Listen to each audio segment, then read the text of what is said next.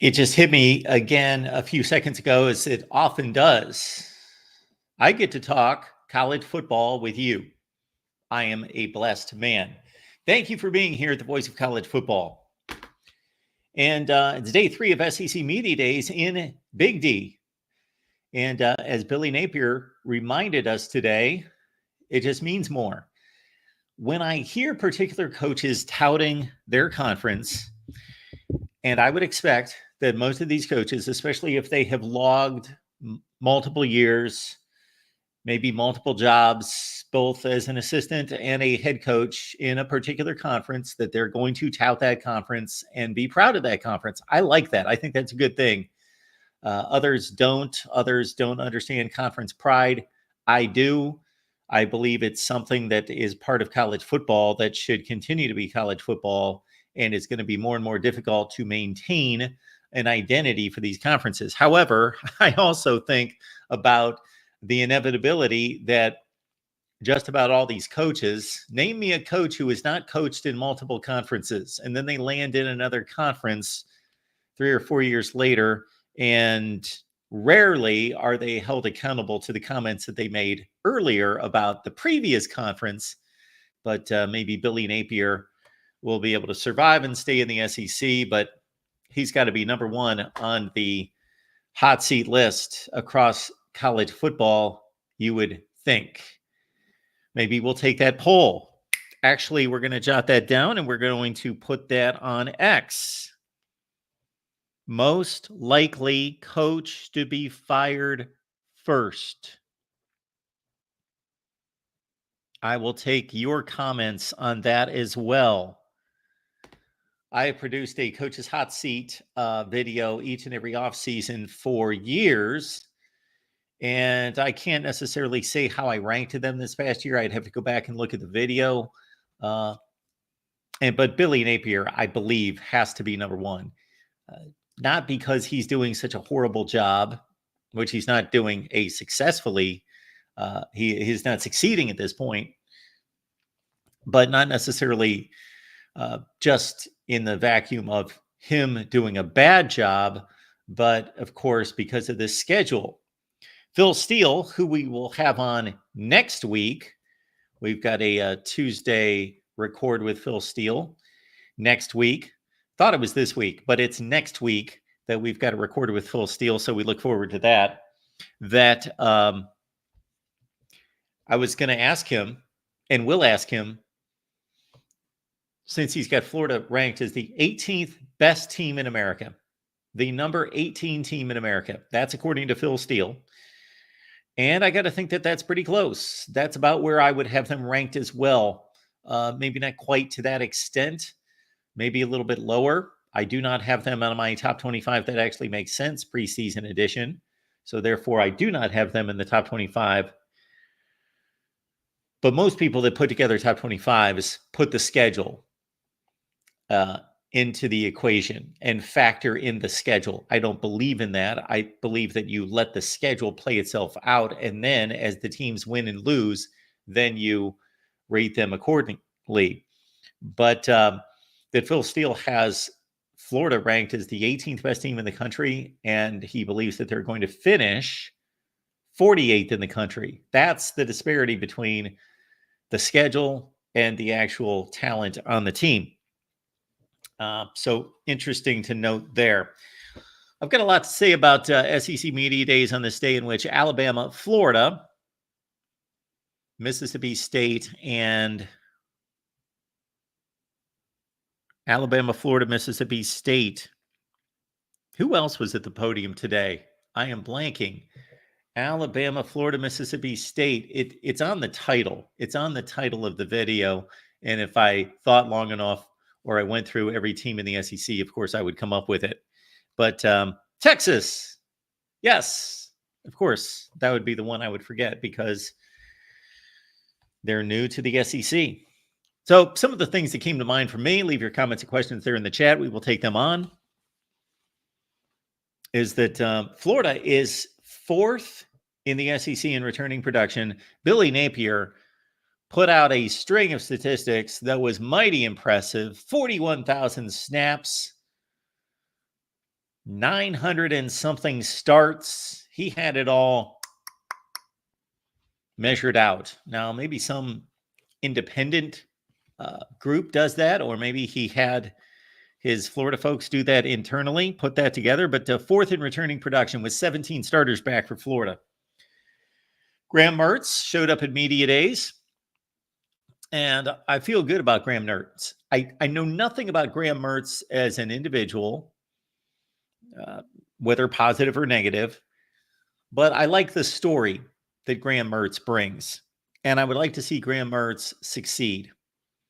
And he did succeed personally, individually last year as a Florida quarterback who set the SEC completion percentage record, had a remarkable season, 20 touchdowns, 3 picks.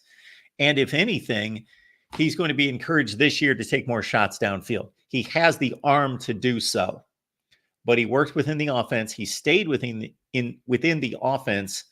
And now Graham Mertz is counted upon to make bigger plays with a big arm downfield. Former 5-star, that was a 50, you can check me on this, 58% completion percentage passer at Wisconsin, something in that range. Had maybe a touchdown and a half to 1 pick ratio, probably 1.5 to 1. It was certainly not 2 to 1. But at Florida, 7 to 1. So a good season out of Graham Mertz, and Billy Napier noted that as the biggest acquisition of the offseason. And this is going to be the case going forward even more and more, that coaches are going to name the guys that they were able to retain, either keep from going to the NFL draft or more so keep from entering the transfer portal, as those being the biggest additions, because you already know who they are, what they're about, how hard they work. And if you're not wanting them to come back or don't see the value in their talent / work ethic / leadership, then you let them go. But otherwise, if you're able to retain players, then that's obviously a good thing. Montrell Johnson followed Billy Napier from Louisiana, where he was one of the best running backs in the group of 5. And now he's, I don't want to say one of the best running backs in the nation, but he's an upper echelon running back. He's one of the best in the SEC. 2,500 yards rushing in his career, and would like to, I'm sure, put up 1,000 yards and have a winning record for Florida this year. And also Shamar James, who was one of the prized recruits in his recruiting class, that when he was on the field last year, looked the part. Future NFL, not just player, future NFL starter, Shamar James of Florida, but he missed 8 games.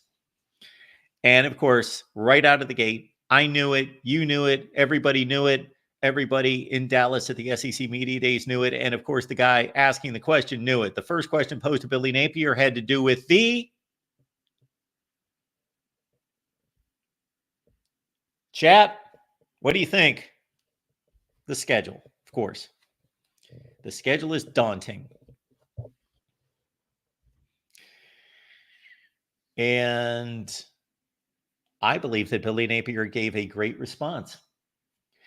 It's not the response that necessarily people wanted to hear, or would have been of a little shock value of, okay, yeah, we are still going to win a championship, or we've got to win 8 games against the schedule, or whatever it would be. This football team, any football team, is not going to be successful thinking about this daunting road that they've got to travel, especially in November. They can't even think about September. This football team right now, today, the coaches may be thinking Miami. They can set aside time to study Miami. I'm sure they looked at them already in the offseason. But the players, no, Miami should be an afterthought. Nothing about Miami. This is July 17th, if I've got my date straight, something like that. July 17th, the Miami game's August 31st. It's 45 days away. That's not what it's about for this team. Even contending teams like Georgia and Alabama and Texas, It's not about the games. We can talk about the games in November. We can talk about the games in September, and certainly want to talk a ton about week 1. But that's not is the way to make your player successful and your team successful. Can't do that. So Billy Napier's response about this daunting schedule was, well, for the next 10 days, we've got to focus on weight training, conditioning before August camp. We got to make sure that our guys are prepared for a grueling August camp, not a grueling schedule, a grueling August camp. And that's it. That's it. Nothing else matters. For the next 10 days, nothing else matters except get in as good a shape as you possibly can. And depending on your ability to mentally focus and prepare in that way, maybe that's just lifting weights, running, doing all your regular regiment, and then the final day before training camp, giving yourself a day of rest, and then mentally preparing, focusing, and then getting ready. Maybe it's focusing, preparing an hour or two before you got to hit the practice field that morning. Maybe it's going to take you a week, whatever it is, to go from off-season mindset to training camp mindset. But in terms of conditioning and preparedness, this football team just has the next 10 days. That's what's in front of them. Now, you and I, we can talk more than that. And so then for Billy Napier, it's going to be get to August 1st. And then it's about competing. It's about competing for jobs. It's about taking what was worked on in the spring in terms of technique, fundamentals, footwork, understanding the playbook, depending on your position, all those things, depending on your level of skill and depending on your status on the depth chart, what's expected of you. And then taking that to August and cutting loose, continuing to learn, because August is still a time of learning. And I think a lot of us would be surprised. Well, I guess I wouldn't be because I'm stating it right now, and I've thought this for a long time, that, and maybe my days working where I did for 19 years is part of this, that you see the finished product. You see when the lights go on August 31st, and you see the team in the fancy uniforms and the shiny helmets, and you see it all come together. And let's say they play a decent game, and it looks like it was all pulled together. And you just figured that this coaching staff and these players, they had the answers all through August. They knew who was going to play where, what the scheme was going to be. Everybody knew their assignments. No, it's a fire drill. It's a last minute, oh, this dude got nicked up. Jump in there. I understand we're putting you at the left cornerback position, or we're putting you in the slot, and you've rarely ever seen the slot, but you're going to have to play some slot corner, or you're going to have to see some situations from the offense, and we're going to give you a couple looks at this. And that's all we have got time for, but we can't prepare everybody individually. So you need to know your game, study the opponent, know the scheme, and you got to work on this yourself. There's a lot of that. And again, I draw those analogies to what I used to do because it would all look pretty and shiny and pulled together on the air, but it wasn't necessarily. It was many times held together with duct tape. And that's not a knock on any of this, whether it be the football or the television. That's actually a tribute, confirmation of the skills of these people to be able to work on the fly, work in fluid situations, adjust on the fly, adjust to changing conditions, adjusting to figuring out, okay, this guy is, we thought in the spring, we thought he was a tackle. We thought he could help us at tackle. He can't. He better not. He's not going to be able to get out on the edge against edge rushers. Maybe it was a borderline decision in the spring that we thought, okay, we're going to put some faith in him. He can play tackle. But you know what? Yeah, we missed evaluated. Plus, maybe he got nicked up a little bit. He can still be on the field, but he can't be on the field as a tackle. So we got to move him to guard. Who's going to play tackle now? A lot of decisions to be made for these football teams in a short period of time. So again, back to Florida, Billy Napier, and what a tremendous challenge that he faces. We've had all these discussions here and elsewhere, I'm sure, about the college football playoff and the requirements and the expectations and the minimum requirement for college football playoff entry. 10-2, go 9-3. You can probably forget it unless you're in an extremely impressive 9-3. 10-2, you're in. SEC Big Ten, you are definitely in. We've ran all the models. You were probably here for most of them on the videos, on the live streams that we went through every season of college football, definitely through the playoff era. I think we even took it before that, but the playoff era gives you the better feel for it just because of the college football playoff selection committee existing. Before that, you did have to go by the AP rankings. But what do you do in a situation like Florida? And is it going to happen? Probably not. It probably has a 5% chance of happening that they could possibly play their way to a situation where with that schedule, 8-4, I would love to see Florida go 8-4 and not get blown out. Maybe they get blown out once. It's kind of difficult to not get blown out against those opponents at all. So let's give them one mulligan of a blowout. They lose to Georgia 42-10. But Georgia's the best team in the country. Let's say they fulfill that expectation. And otherwise, Florida loses to, who else did they have? They've got Texas. They've got Ole Miss. They lose some of these games by a touchdown, 4 points. And these teams that they're losing to are 10-2, 11-1 teams. And they go 8-4. It's going to be a heck of a conversation.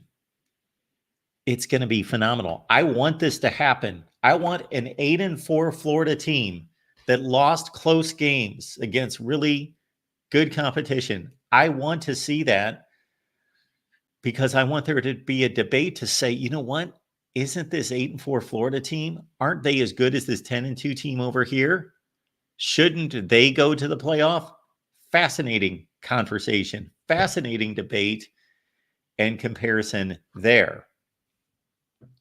I'm all into that.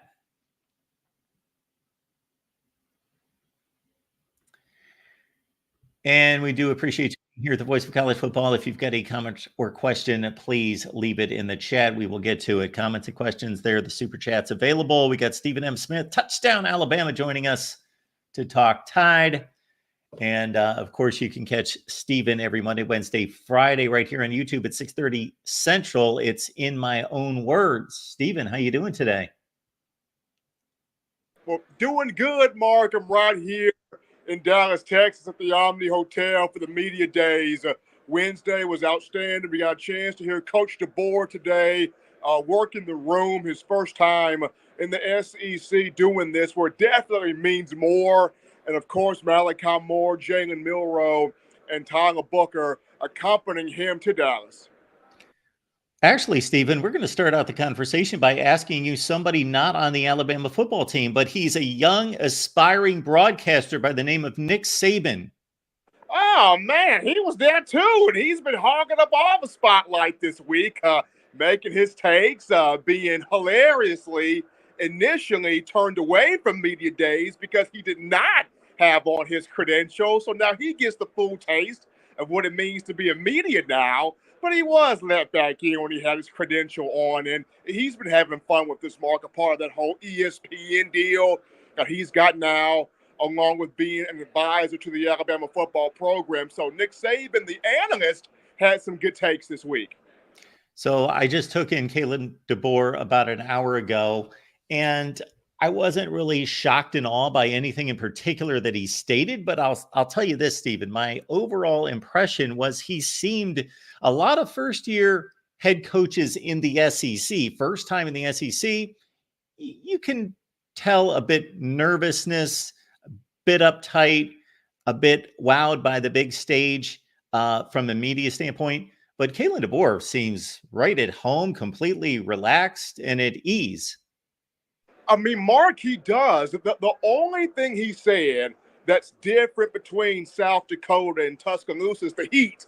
That's the only thing. He says, man, I'm sweating a lot here. It's hot, but the people he's been around, the relationships he's starting to create, it reminds him of home. It reminds him of South Dakota, and that's huge to put him at that level of comfort, but most importantly, at that level of confidence. He worked the room a lot today. Gave a lot of kudos to Coach Saban. Coach Saban gave quite a few kudos to him. But he is bought into this team, and this team is bought into him as the head coach. It's been an incredibly smooth transition from Nick Saban to Kalen DeBoer. And he talked about first entering campus, entering the university, and taking over the football program, and just simply saying, I have to listen to people first. I'm going to be a listener. I'm going to take in what's important to them about Alabama football, the traditions, and everything that's here. He mentioned that, Mark. He talked about taking notes from the players. When he first got here, those in-state guys like a Malachi Moore, a Deontay Lawson, a Tim Keenan, he sat down and took notes from those guys that grew up in the state of Alabama, that grew up in the culture, that grew up in the standard of what it means to play and to coach here. And he took notes from those guys, and he learned from those guys. Now, of course, DeBoer is going to have his own style, his own flavor. He's going to do it his way. But it meant a lot to hear him talk about, taking notes from guys that have been here, taking notes from coaches he's been up under, going into Nick Saban's office and acquiring things from him, even though Saban not going to overstep his boundary, but just seeing how people have poured into him and how he's began to pour into the program. DeBoer feels right at home in Tuscaloosa. Stephen, I love to lean on you for the player profiles. So we've got 3 Bama players selected for SEC Media Days here. Can you take us through each one of these players that was selected, why they were chosen, their leadership ability, what they bring to the table, both on and off the field, and what your outlook is for each one of them during the 2024 season? Okay, there we go. Well, absolutely, Mark. You look at the 3 guys that were brought in to the room here, Jalen Milroe, Malachi Moore, and Tyler Booker. I mean, the main reason why Jalen Milroe was brought in, of course, his leadership at the quarterback position, what he means coming back as a returning starter to the SEC, had over 2,000 passing yards last year, 2,834, 35 touchdowns in this offense. He looks to have a lot of fun in this offense with Kalen DeBoer. Malachi Moore, the leader on defense. And from that secondary, from the back end, of course, we look at Deontay Lawson at that Mike linebacker position as a leader as well. But Malachi Moore, a guy that's been there, done that, has a championship ring. And then, of course, you got Tyler Booker, the hoss, the big man up front on the offensive line at that offensive guard position. He has stepped into a leadership role as well. All right, Stephen. Once these guys get back and you all head back to Tuscaloosa, how many more days until training camp starts? Well, fall camp starts July 31st, that Wednesday. Final Wednesday of the month, final day of the month, July 31st starts fall camp. And you got the morning practices with Kalen DeBoer, which the players are beginning to like right now. They can get in, they can get out, get their hot tub, cold tub treatment, get the body right. Being able to study film and be around their teammates more after practice. So first day of camp is July 31st.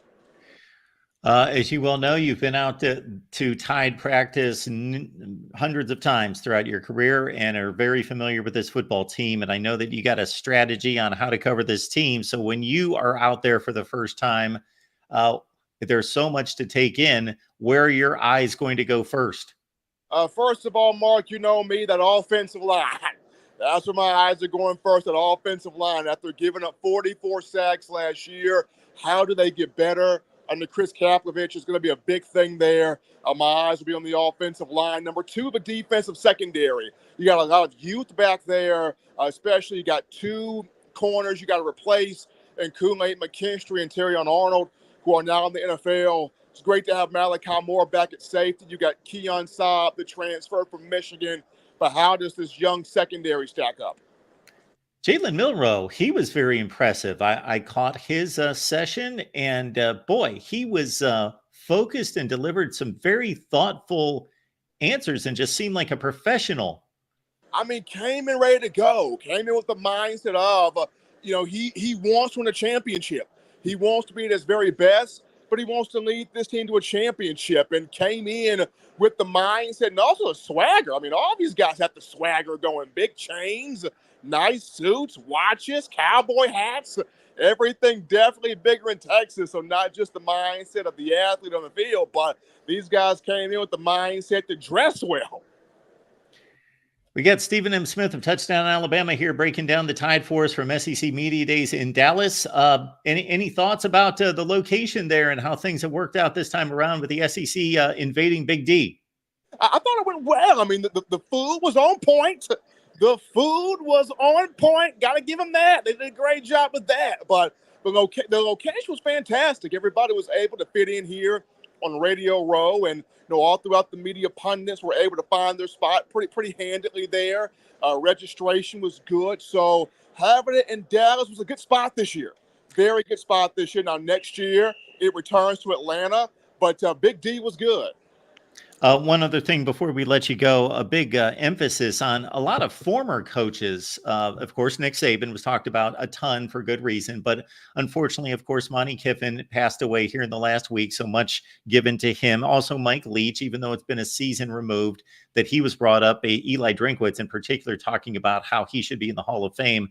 Just your thoughts about the coaching fraternity and how these guys respect each other. It's incredible, Mark, the fraternity.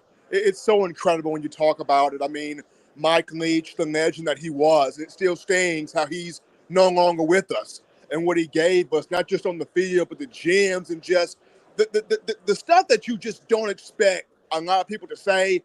Mike Leach wasn't afraid to say it, off the field. So it still stings not to have him and Monty Kiffin, the influence he was, not just as a defensive coach, but as a man and as a leader, amongst men out there. And of course, we all know Nick Saban, no longer coaching at Alabama, no longer coaching in college football, but just what he gave as just the nuggets he provided, the insight he provided, and just being an everyday, human being out there in terms of college football. The fraternity is special, Mark. It's just a special fraternity. Stephen M. Smith, Touchdown Alabama. You see the X handle right there. Please follow Stephen right there. You'll be glad you did. Again, Touchdown Alabama. In My Own Words is the show. Every Monday, Wednesday, Friday. It's right here on YouTube at 6:30 Central. Stephen, safe travels. Great to see you. I'm glad that the food met your standards. Hey, appreciate you, Mark. You take care. It's our guy, Stephen M. Smith of Touchdown Alabama, who I believe, I might be wrong about this, so he is not necessarily the first guest in the history of the Voice of College Football, but he is certainly the longest tenured member of the contributors to the Voice of College Football, meaning that he is still the longest active member of our contributors here at the Voice of College Football, Stephen M. Smith, Touchdown Alabama. And it's funny because I see some of the comments in the chat, and it reminds me that the standard at Alabama is just beyond. It's been that way since well before I was old enough to watch football, but certainly from the time that I started watching, and Alabama was on top in 78, 79 with national championships. And the standard has been at or if not greater than anybody else's expectations, certainly no one has exceeded the expectations at Alabama. And now with Nick Saban having delivered what is the greatest coaching stint in the history of college football from 2007 through 23 at Alabama, when we talk about how many times has it been brought up by the likes of Paul Feinbaum, he comes to mind in particular. He was writing off Nick Saban at times 10 years ago. Boom, one loss to Dabo Swinney, one loss to Urban Meyer, and he might as well just give it up. This guy, Nick Saban, this is how incredible this monster that he has built. This gives you some indication. I don't think there's any question that this last Nick Saban team was his worst team since 2008. You could argue 2010 because they lost 3 games, but oh my word. They also beat Michigan State by 6 touchdowns in the Citrus Bowl. And if you saw that line of NFL players leave, they tripped up a few times. Okay. After a national championship season, the 2019 team that beat Michigan in the Citrus Bowl, they missed a college football playoff with 2 measly losses to Joe Burrow and to LSU by 5 points. And on a missed field goal, they clanked off the upright following 2 pick sixes against Auburn. That I believe that this team that we just saw in 2023 was Nick Saban's worst team since 2007. And they could have won the national championship. Like, they were that close to winning the national championship. They would have beat Washington. They were playing Michigan for the national championship. There have been a few times where I watched the semifinal game thinking this is the national championship. This past season, Michigan, Alabama, that is the national championship I'm watching. It's not going to be the next week. This is the national championship, Alabama and Michigan.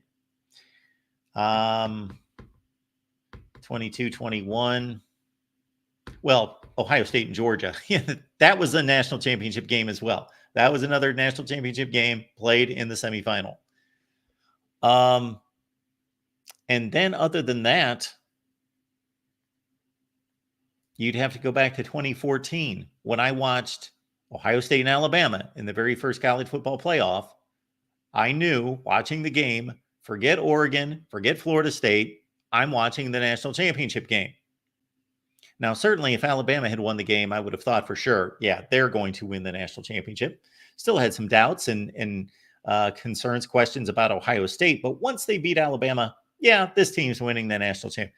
This is the national championship game. So I can think of those 3 times, unless you guys can come up with another game in a semifinal that was the national championship. Those are the 3 examples that I have of a semifinal game being clearly the national championship. And I would say that, yes, Ralph, I already noted that.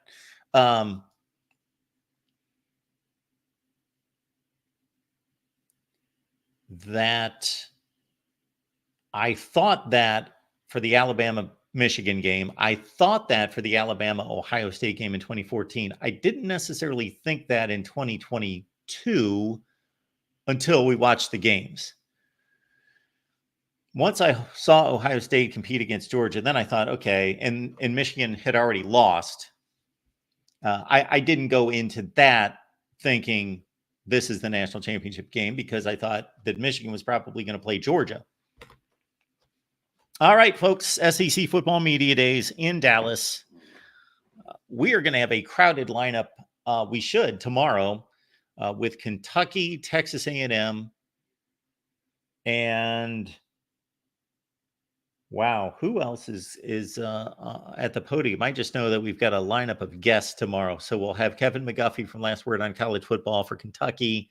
We've got Graham Harmon from Gig'em Gazette on Texas A&M. We're going to hear from Leanne Herring from the Rebel Walk on Thursday. And I believe we've got a few other guests. Auburn, Kyle Loomis, C2C Network will join us on Thursday as well.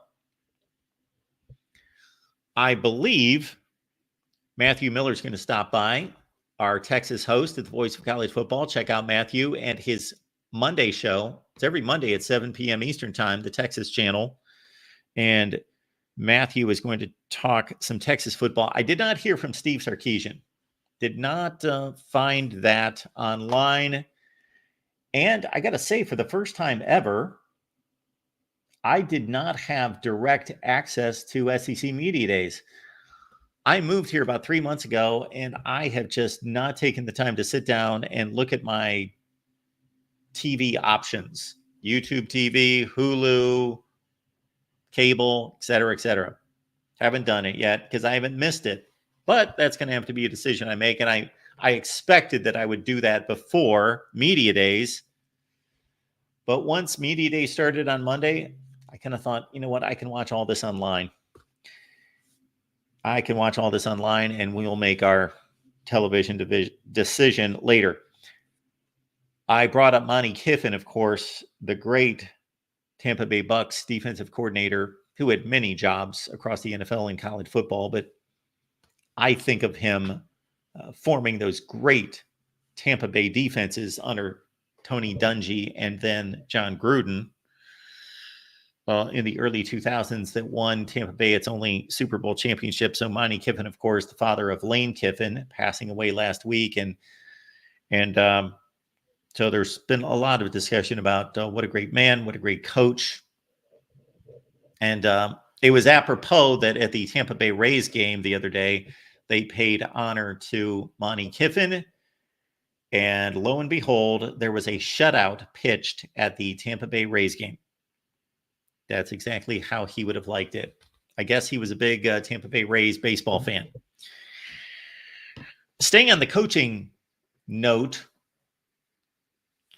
Missouri coach Eli Drinkwitz, who, think about this, at this point last year, I was asking the question, how long is Eli Drinkwitz going to coach at Missouri, and what is going to have to happen for him to either secure his job or lose his job?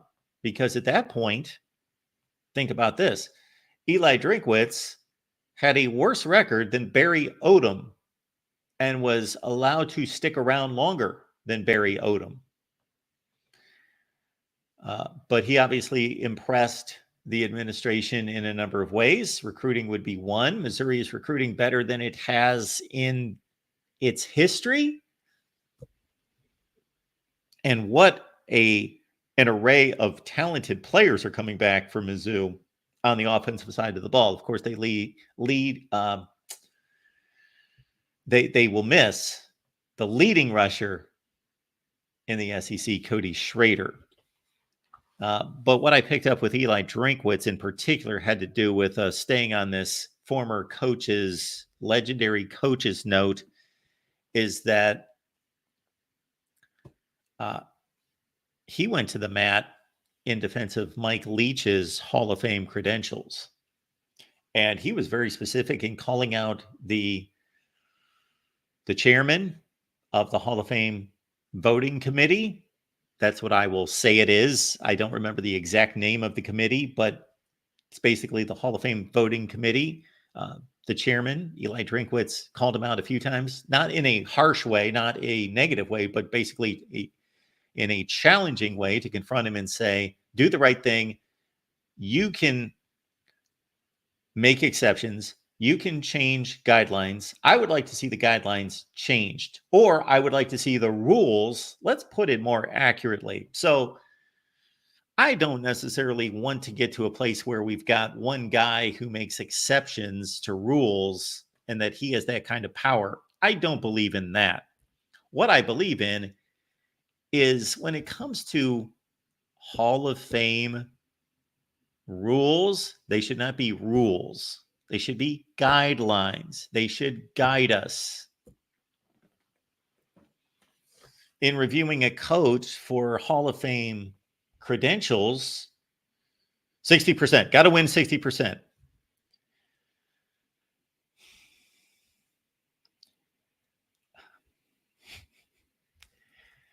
It's just stupid. It is just stupid. Now, should the coach's winning percentage be part of the equation and reviewed and scrutinized? Of course. That's the most important stat. What's his winning percentage? But that doesn't mean that automatically a guy whose winning percentage lifetime is 602 is a better coach than a coach who finished his career like Mike Leach at 596. If he would have coached the bowl game that year that Zach Arnett coached and beat Illinois, Mike Leach would be in the Hall of Fame. He would have Hall of Fame credentials. Guidelines, people. Guidelines, not rules. Guidelines. Guidelines mean, okay, this is important. This is a standard that we're setting, and this should be generally the mark. But let's take into consideration, put into context, the advantages for certain coaches, the disadvantages, the resources, all those things. Not just 60%. That's it. So hopefully Mike Leach and Howard Schnellenberger, and there are probably others, those are the two that come to mind, will make their way into the Hall of Fame. A lot of talk, of course, about Texas and Oklahoma and how they fit in the SEC, both from a talent standpoint, but also a culture standpoint. That if you're Texas and Oklahoma, you play your one Red River game in Dallas at a frenzied setting. But when else are you entering a hornet's nest of massive scale? It's not easy to play at Iowa State. It's not easy to play at BYU. It's not easy to play at Oklahoma State, Kansas State. Absolutely. Those are difficult places to play with rabid fans, packed stadiums, and again, difficult road venues. Difficult road venues, though, with 55, 60,000 people. Not difficult road venues with 105,000 people.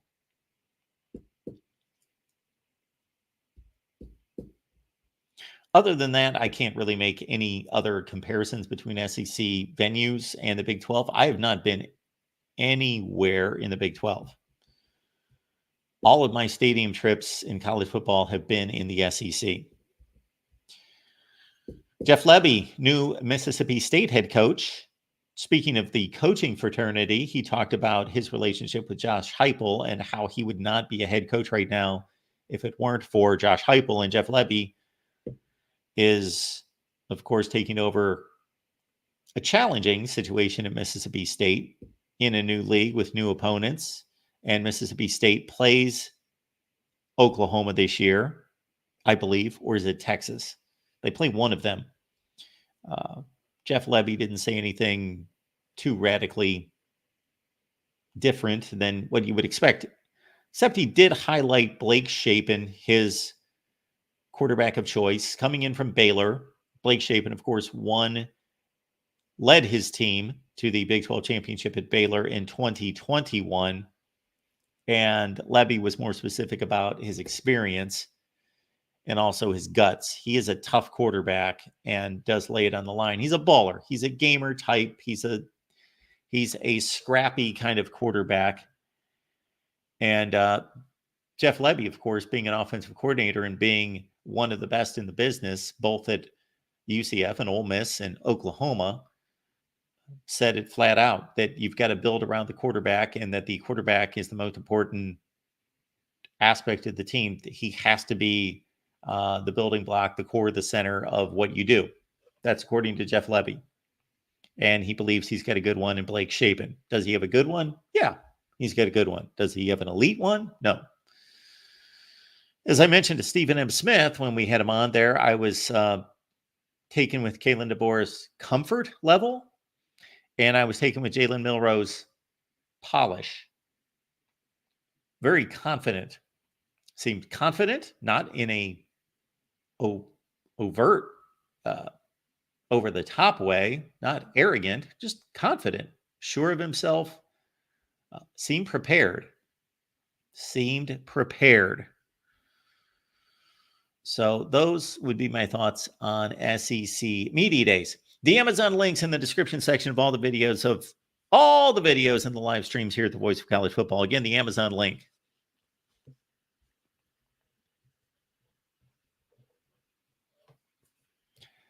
I believe if everyone who watches us on a regular basis would use the Amazon link, we would be taking off here at the Voice of College Football. I'll just leave it at that. So we do appreciate it. Same shopping experience, same exact shopping. You will not know what link you're using. Your account doesn't know, probably does know, but doesn't treat it any different. And of course, it doesn't cost you a penny. We've got our Florida State show coming up here at 6 p.m. Eastern time, and we've given Florida State a lot of attention. Now, I released a video this morning that was supposed to be released after the Florida State video. So unfortunately, I scheduled these videos. Sorry to point at you. I scheduled these videos on YouTube this week as I've done. I wish YouTube could give us a count on how many videos we've posted. It's got to be way over 15,000 videos. Let's think about this. Well, let's not. But I scheduled these two videos. One was Clemson against the Big 12. One was Florida State against the Big 12, looking back at their success or lack thereof against the Big 12, and also how it projects in the future. And I wanted to release because I think Florida State's a little bit more on the chopping block, it appears, than Clemson. I used to think it was almost a package. Well, at times I thought it might be a package deal. I have increasingly thought different.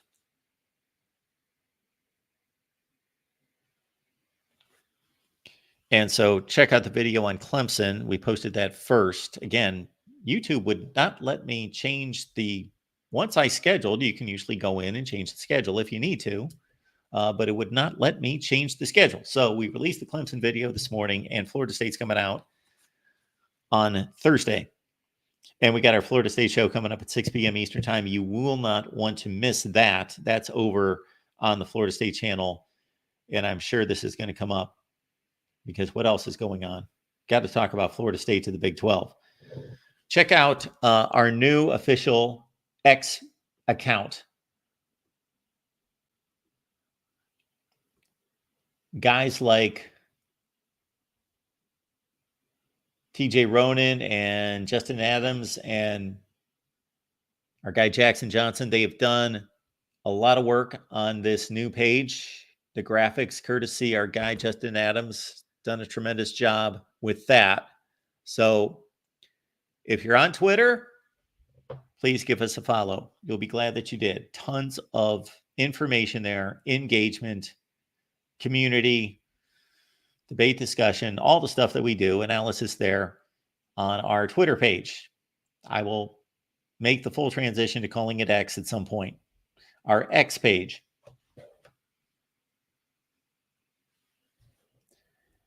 Let's see. What do we have to offer everyone today? My top 25 that actually makes sense.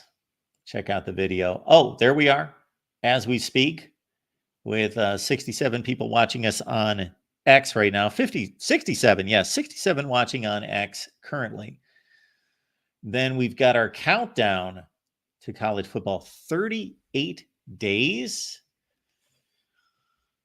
TJ Hawkinson, one of the best in the NFL. All right, this should stir some people up. The greatest traditions in college football. The greatest traditions. Now, this does not come from myself. This does not come from the collective network, the Voice of College Football. This comes from, as you see at the top there, our guy TJ with the top 10 traditions in college football. So what do we think of that? I am leaving this up to all of you. I have my thoughts. Even though we're leading into the Florida State show here at 6 p.m. Eastern time, I got to say, I would have them in the top. I would have the Flaming Spear in the top 5 to 10, probably. I think of the USC sword plunge as being more iconic than Florida State, maybe just because it's been around much longer. I don't know which one was around technically longer, but which one was more significant and became significant in college football. Of course, nobody watched Florida State play football until 1978, 79, 80, and USC was already a blue blood national brand at that point. So that's why I would place USC above Florida State. The whiteout at Penn State, is this a great college football tradition? It's a great tradition. Sorry, Penn State fans, you may not like me for saying this, but number 2. Wow. Really? They've only been doing this for close to 20 years. And it's obviously not that daunting because I believe they've got a losing record in whiteouts. Yeah. I would rework this a ton. Now, the wave, from a sentimental standpoint, the wave is incredible. It's not just about tradition and pageantry.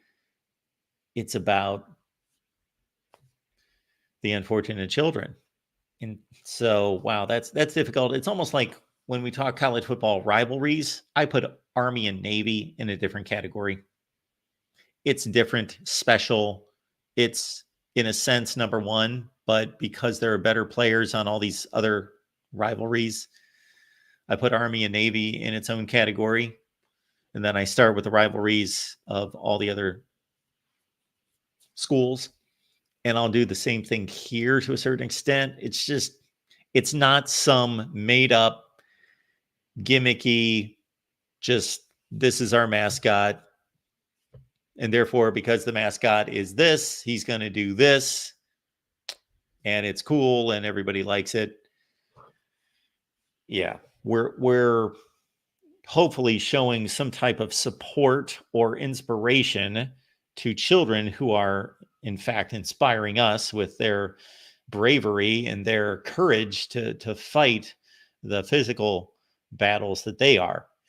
Yeah, that's either number one for me or it's off the board because it's real life. We've got Sooner Schooner, which of course is awesome. Play like a champion. Play like a champion. So that's obviously, as far as I can see, that's the easiest one. Meaning this, play like a champion. And if you got any comments on this, please let me know. Play like a champion. That's basically they put up a sign. That is the easiest executed of these traditions. You put up a sign. It's not a really attractive sign. It's not necessarily I could have drawn that when I was 8. I could have written that script, play like a champion. Okay. And I know that's part of the deal is because it's old school and it's in a 1915 locker room. Play like a champion. I don't know what I would do with that. It's a sign that people touch. It's like touch the banner. Michigan, they touch a banner. Okay. All right. The players come out and they jump up and touch the banner. And I'm guessing other teams do this too, but they did it after Michigan. So yeah, it's a great tradition. It's a great tradition. I don't know how number 8 is not elevated considerably up that list. To think that that's in the same realm as Enter Sandman, which again, Virginia Tech, we're talking about far down the scale of football brands. How many important games have they played where they have played this song? They play it all the time. I get that. And it's great atmosphere in Blacksburg and all of that. But is that any better than Walking Through the Grove at Ole Miss? Is that any better than The Cowbells at Mississippi State. The jump around at Wisconsin, that's not been going on for too long either. So, yeah, I'd take out the wave. I just say that's special. That's life. That is in its own category. It's not a tradition. And yeah, I'll come up with my own list. I have a lot of issues with that list. All right.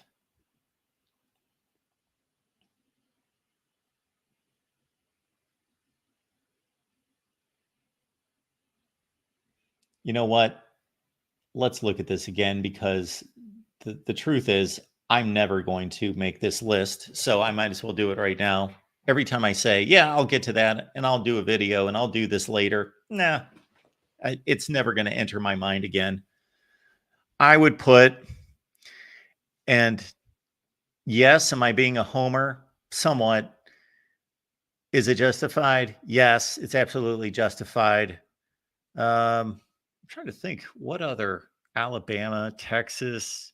What's Texas got? Is this a tradition doing this? That's a tradition, right? Hook'em. I would drop Florida State down the list.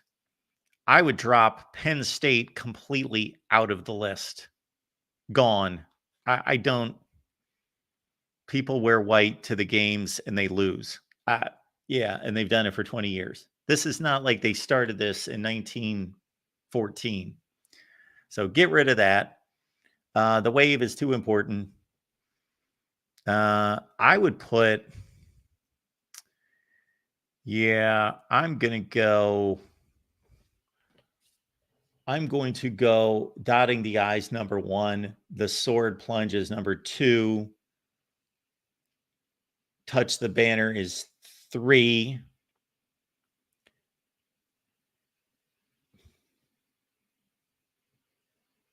The Flaming Spirit 4, Play Like a Champion 5, Boomer Schooner 6.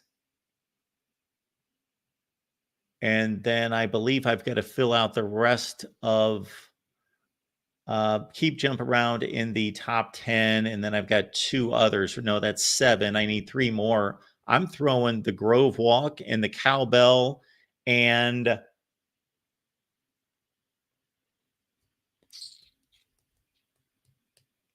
there's got to be a few others. Is Uga, is that a tradition? He's just a mascot. That's not really a tradition. And the tiger, where did we put on the mascots? The tiger from LSU. But they stopped doing that at a particular time, right? When they used to have the tiger, the live tiger in a cage. How about the Ralphie run? I would put that ahead of. I would put that ahead of the whiteout. Maybe I wouldn't put that quite as high as I think, because I think that's in the realm of Enter Sandman. If you guys have any other ones, certainly make me aware. I'm forgetting, I'm sure, other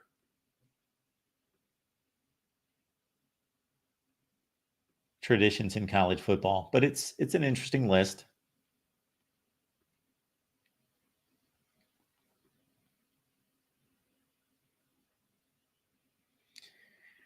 Ramblin' Wreck. Yeah. Connor. Yes.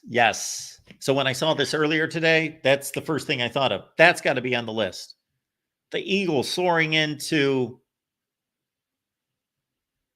the Plains, Jordan-Hare Stadium.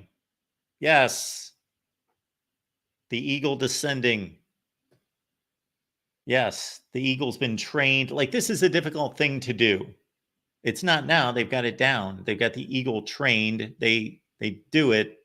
There requires some execution there. They didn't just put a sign on a wall and have people tap it. Which again, that's a great thing. And I'm sure that was innovative at the time. But I would include, yes, that would be there.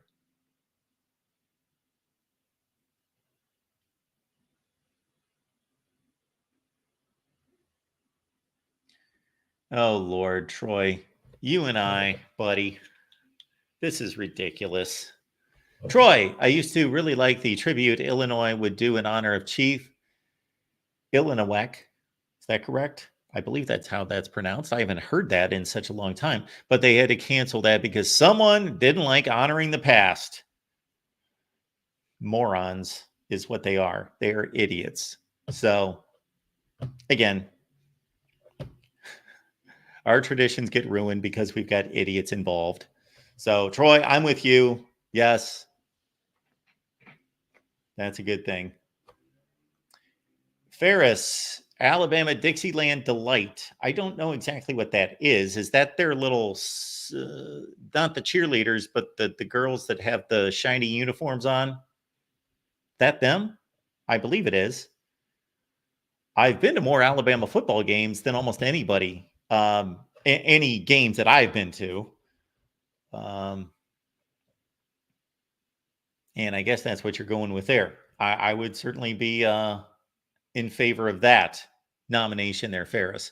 Ron, along with me, Ralphie, the Colorado Bison running. I put that in there.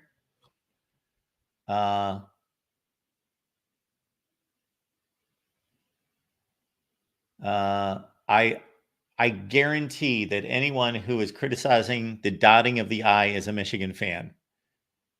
Anybody else doesn't have good taste. You're either a Michigan fan, and so you automatically diss it, or you have poor taste.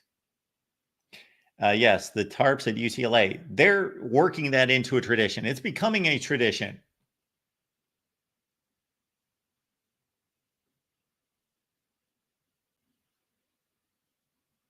Troy asks, is the Big 12 more valuable than being in the ACC? I would think the ACC would be better.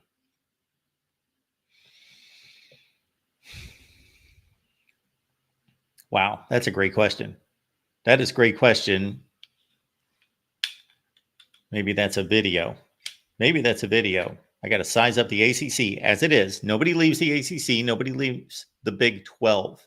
I will say this, Troy. What is more valuable about the ACC is that the ACC can win a national championship. The ACC has 3 programs that I think are capable of winning national championships.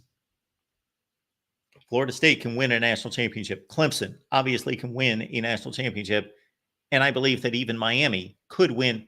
I'm not talking about Mario Cristobal specifically. I'm not talking about this team, this program in its current state. I'm saying you could go to Miami and win a national championship.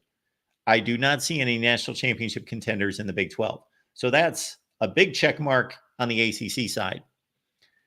And this is one of the reasons why the ACC's in trouble and the Big 12 is not. The Big 12 has been fortified. It's been stabilized by its mediocrity. Got Matthew Miller here, host of the Texas Show. Folks, it's at 7 o'clock Eastern time on Mondays. And Matthew knows his Texas football, or I wouldn't let him take on a show. He knows his stuff. It's impressive. Matthew, how you doing? I'm doing good. How about you, Mark? I am doing just fine. And I apologize that you were geared up and ready to roll yesterday. So hopefully you've kept the fervor and the focus and been able to put it to the side for 23 and a half hours and then gear it back up because I think you got something for me, I'm guessing. Yeah, that focus is getting higher and higher because we're approaching football season. No longer do we have to make up things to talk about. We actually get to talk about real football. So, yes, I'm very excited. All right. So was there anything in particular that caught your eye and that you wanted to talk about yesterday? And then we'll roll into Steve Sarkisian and players today. So it wasn't yesterday. It was just, I know you had an Oklahoma guy on. You've had 2 Playing Sports who they do actually a really good job. They're pretty unbiased when it comes to Oklahoma fans. And just in general, I know Texas has been getting more hype through, the media and everything. And I agree with the hype going into this season. And that's what I've tried to tell people, Longhorns fans and Sooners fans. Oklahoma's a better football program than Texas. We all know this. I don't think that's I think it's hard to digest for Texas fans, but I think they do realize that for the most part. But just coming into the season, Texas does have a better roster. I think you and I have talked about this. I think you would agree with that. I saw your power rankings. You have Texas pretty well ahead of Oklahoma. We come in with a veteran quarterback in his third year. We come in with 4 out of 5 returning offensive linemen. And Cameron Williams, the right tackle, replaced Christian Jones. There was thoughts last year that Christian Jones or 2 years ago, Christian Jones was going to go to the NFL draft and Cameron Williams was going to take his place. And the Texas staff was fine with it. They believe he has higher upside, and I do as well. So this offensive line paired with the wide receivers, paired with Steve Sarkisian, and all the assistant coaches have stayed under Steve Sarkisian's first staff other than the wide receiver coach. So they've done a really good job there. Oklahoma is also breaking in 53 new players. I don't know why nobody's talked about that. That's a lot of new players. And if you look at the super blue chip ratio and the blue chip ratio in general, when you include transfers, Texas is higher in both of those. So I don't understand the hatred, I guess, that's coming from Oklahoma fans. I mean, I understand you're always going to hate Texas, but I don't understand how you could, I guess, say that you have a better future as of going into next year than Texas. That's my main point. So I'll take the Oklahoma side. Not that I disagree with anything that you just said, but more from an emotional, I want to stick up for my program and not be discarded, 6 weeks before the season even starts. One would be, yes, they were a better program in the Big 12 than Texas. So for all these years, they've been better than Texas almost every year. When is the last time that Texas has been better than Oklahoma before last year? 2009? Yeah. Okay. So it's kind of hard to take that we've been better for all these years and years and years. Now Texas, boom, they elevate, they go to a playoff, could have went to a national championship game, and they're considered better than us. But I think you have to deal with what the reality is today going into this season. Doesn't matter what happened 10 years ago now. That's ancient history that we can just talk about for fun, but that's not an analysis of what's going on right now. But as I pointed out, and this was my main point in bringing this up, was this is how close sometimes college football seasons teeter on success versus, I won't say failure, non-success, or not getting to the destination, is that Oklahoma won the game against Texas. It's a crazy game. It was a great game. It was one of the best games of the season to watch. So it wasn't like they showed that they were better, but they were that much better on that day. So they won the game. And then, of course, they had a couple very close losses that they should have won the games. And when I say they should have, I'm not saying they got ripped off. I'm saying that they were a better team over the course of the season. They should have won the game. But Kansas outplayed them. Oklahoma State outplayed them. There were some tough calls in that game. While Texas, obviously, they pulled out some close games themselves against inferior opponents. Yeah, I don't disagree with that. The only thing, you brought up Houston and Kansas State. We did play our backup quarterback in both of those games for about the majority. Houston was like a quarter and a half. Kansas State was the whole game. And Kansas State, we just imploded in the second half. We were up by, I think, 4 scores at one point. It might have been only 3. And that was the kind of the story of the Texas here as a whole. We were killing TCU. They came back in the game. We were killing Houston. They came back in the game. We were killing Kansas State. They came back in the game. And the reason for that is we were bad in the red zone, and that's definitely something we have to fix. And then also we just have to get better at finishing out halves, quarters, etc. Because I think there's a point in every game to where you can put the nail in the coffin, and Texas never really did that versus their opponents. And also Oklahoma played in close games. They won too. They barely beat UCF. They barely beat a bad BYU team. So they had close calls as well. I just think it honestly comes down to coaching. And I'm not saying Brent Venables is a bad coach. There's not enough data on each side or on either side to determine that yet, in my opinion. I think this is the year for me to see whether he is a bad coach or not. Like if Oklahoma goes 6-6, he's a bad coach, in my opinion. They have to go, in my opinion. I think this team has enough talent to be an 8-4 team with that schedule. I think that's where they should be at. Obviously, if something goes crazy, someone gets hurt, that's fine. But there's a lot of pressure on that staff too, because you kicked Dylan Gabriel out. You did. You said, I want Jackson Arnold we think he has a higher upside than you. And this guy, Dylan Gabriel, was the reason you beat Texas, was the reason you won a lot of games last year. Could have won the Heisman Trophy, or would have been in New York if he stayed healthy and Oklahoma continued on their trajectory. And he's not there anymore. They chose Jackson Arnold. So if Jackson Arnold comes out and he's just not good, there's going to be a lot of questions. That's all I'm going to say. Sark, and players at the SEC Media Days today in Dallas. Did you pick up anything that was meaningful to you? Yeah, so a lot, actually. I watched Steve Sarkisian's whole press conference, and he was very confident. The most confident I've ever seen him preseason, ever. He came in, he said, we have a top 5 football team in the country. He said that to multiple people. He said, in my 4th year, this is the deepest and most talented team. And people are going to look at that and say, wow, you just lost 11 NFL players and say that, but you replaced them with a lot of good players as well. Some players that were also brought up by the players themselves. Kelvin Banks, the left tackle, brought up Trey Moore, the transfer from UTSA, said he's been giving him trouble in practice, which that is either the best or second best left tackle in college football. So if he's giving him trouble, he's going to give a lot of people trouble. Other than maybe Georgia on our schedule, if he's giving Kelvin Banks trouble, he's going to be a big issue for everyone else. Another one that's been, and I'm going to make a comment and prediction here that I've heard, because Quinn Ewers said it today, Ryan Wingo. He's been named throughout the whole summer, going into fall camp, and it's continued. And I said a couple years ago, Jonathan Brooks would be just as good as Bijan Robinson, not because of the talent, because of the scheme. I said a couple years ago that Steve Sarkisian would work out, at least offensively. So far, that's turned out to be the case. I think Ryan Wingo is going to have a better career at Texas than Xavier Worthy.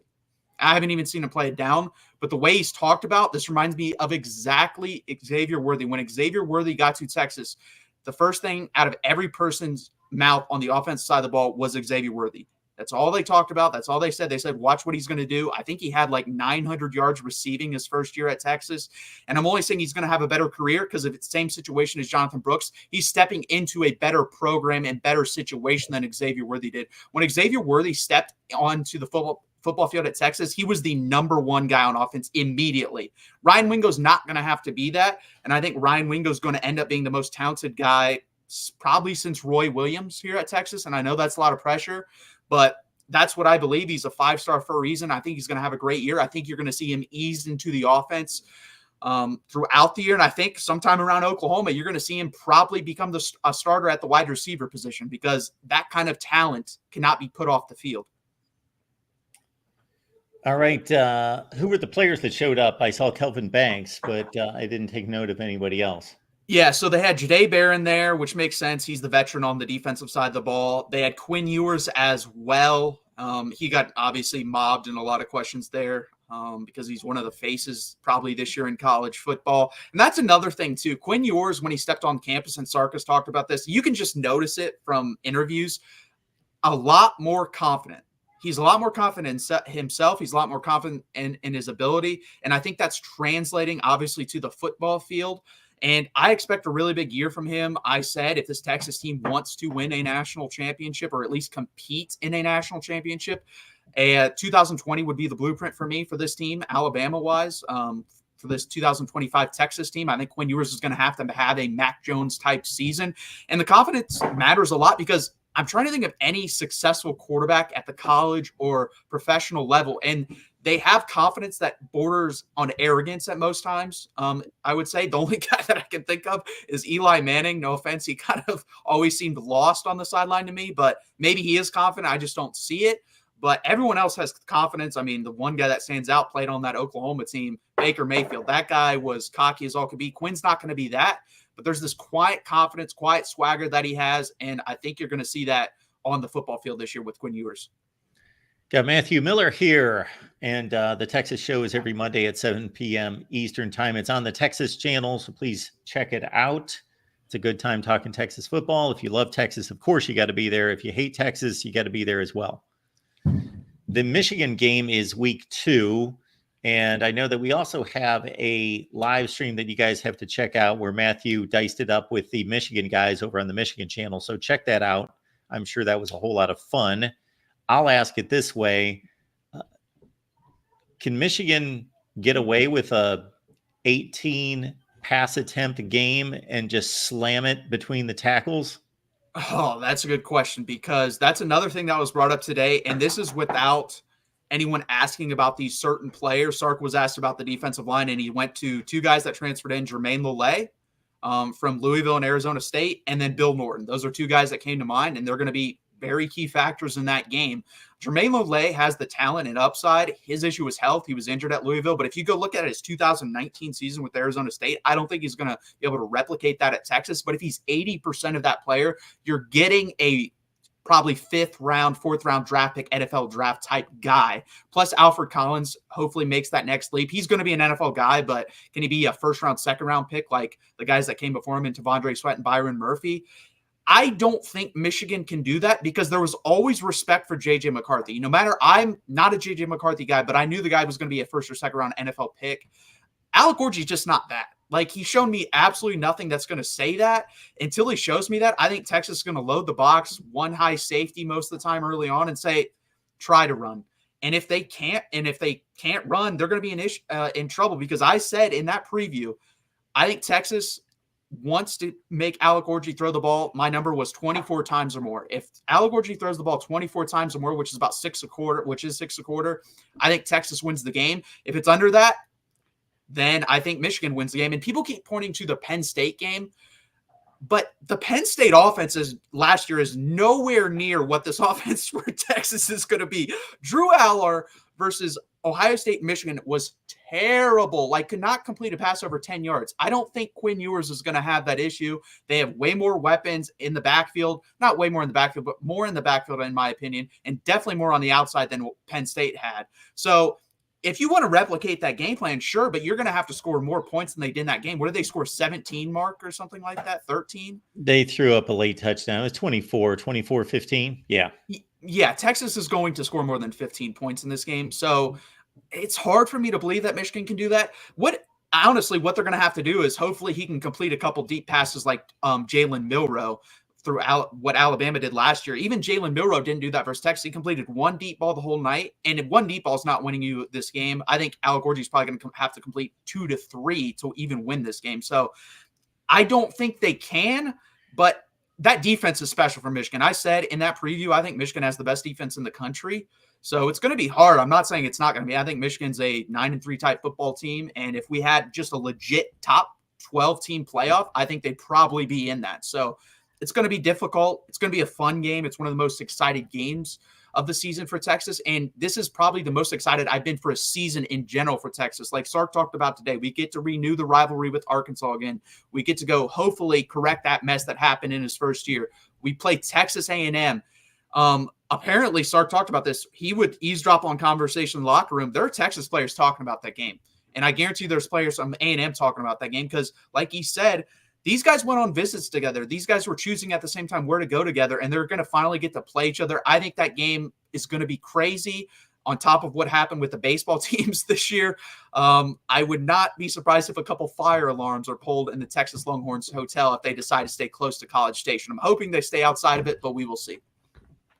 So with your knowledge of the roster, I'll say it like this. Give us a player on offense, a player on defense, not necessarily that's going to be some superstar All-American this year, but a guy that hardcore college football fans that try to soak up as much personnel as possible will know about because they'll break through this year to be an impact player.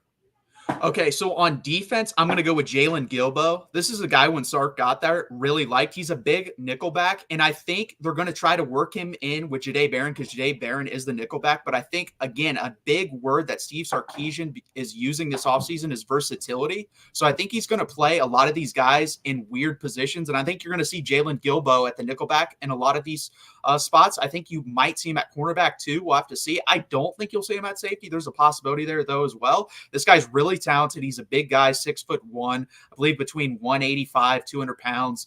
I was really impressed when he did play the last 2 years. His issue has been injuries, so I expect him when he's on the field to make plays for Texas, and a secondary that's revamped and I think re-energized in general and is going to be pretty good. And then on the offensive side of the ball, I'm going to go with a guy that I didn't give enough love to. I was completely wrong on this guy. Going into the season, I said Gunnar Helm was probably a 6th or 7th round guy at the tight end position behind Jatavian Sanders. When he got his opportunity, especially the Iowa State game stands out for me.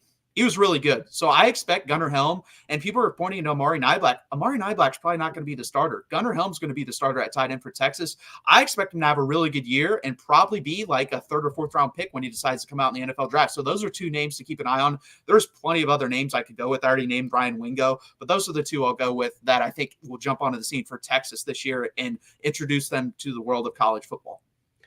Matthew Miller, folks, he's on the Texas channel, and you can join him every Monday at 7 Eastern, 6 Central. Appreciate you stopping by, Matthew. Yeah, thanks for having me, Mark, and hook 'em, guys. Good to see Matthew here. Knows his stuff. Again, Texas football talk every Monday at 7 Eastern, folks. And we're talking Florida State at 6 Eastern. That's on the Florida State channel. Please join us there. I was going to hit up Matthew on the brand argument, but we will do that at another time. There was a post that we had here at the Voice of College Football on X the other day, the top 10 brands in college football, and Matthew was not too happy about Texas being placed number 3 and not number 1, and he came with some excellent points in regards to merchandise and revenue totals and the like. All right, folks, appreciate you being here. We'll see you in about a half hour. Yes, on the Florida State channel talking FSU, and we will see you then. Thanks for being here.